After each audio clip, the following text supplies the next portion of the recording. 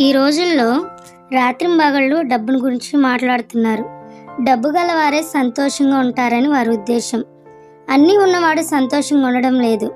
ఇతరుల అవసరతలు అతనికి అర్థం కావు. అతడు యేసు ఆత్మకు వ్యతిరేకమైన ఆత్మను కలిగి ఉన్నాడు. ఇంకనూ గొప్పవాడు కావాలని ఆశ. అది క్రీస్తు పోలిన ఆశ కాదు. ఒక నిజ క్రైస్తవుడు నన్ను నేను ఖాళీ చేసుకోవాలి, నేను ఇంకా తగ్గించబడాలి, ఆయన హెచ్చించబడాలి అని అనుకుంటాడు. అందరి ముందు మంచిగా కనిపించాలి అని అనుకోవడం మోసకరమైన శోధన. ఇంకా కావాలి అనే శారీరక లోకాశ మనలో ఎంతమంది జయించగలుగుతున్నారో నాకు తెలియదు. ఆ శిలువ దగ్గర మీలో ఎంతమంది ఆ శారీరక లోకాశను చంపుతున్నారు? తన్ను తాను తగ్గించుకున్నవాడు హెచ్చించబడును. యేసు తన్ను తాను రిక్తునిగా చేసుకున్నాడు.